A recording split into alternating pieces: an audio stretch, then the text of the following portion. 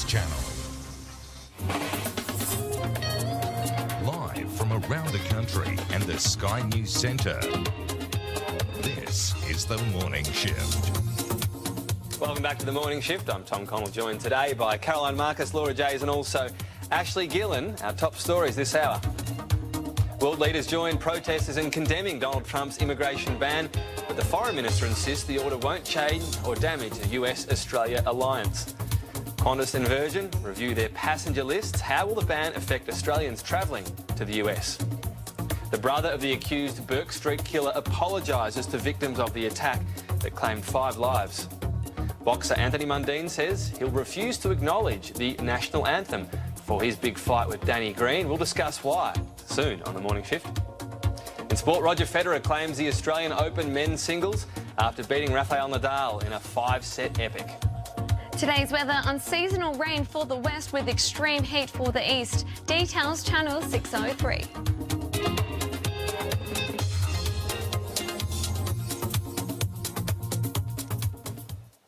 You're watching The Morning Shift, joined this morning by Ashleigh Gillon, Caroline Marcus, Laura Jays. And Ash, interesting with this Donald Trump situation that Labor's saying, you know, the Australian government should be stronger. Do you think it's fair enough, Julie Bishop, being pretty careful in her comments?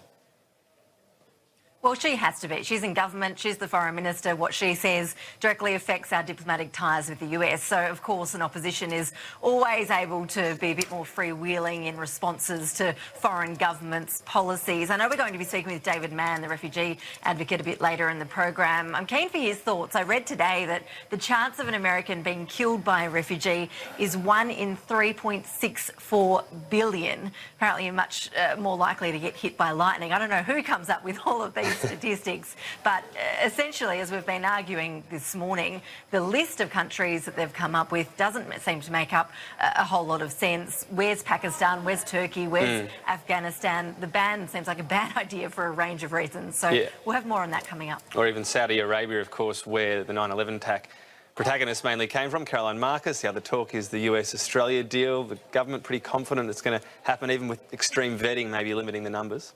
Well, it does seem from this 25-minute phone conversation that Prime Minister Malcolm Turnbull had with Donald Trump yesterday that this deal is going to go ahead to swap refugees on Nauru and Manus with some that are in the States, mainly from Central America, South America.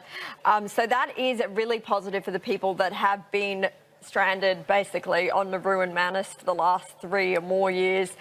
Both Laura Jays and myself have travelled to Nauru. We've spoken to people there, so really keen to discuss that one. Yeah, because, you know, we talk about the politics, but as you say, there are people still there stranded. Laura? Absolutely. Anthony Mundine. Oh, he's a publicity machine, isn't he? I think got the front page. He flagged this a few months ago, I think in the quiet period over Christmas and New Year. This is just leading into the this is just leading into the fight with Danny Green, of course. But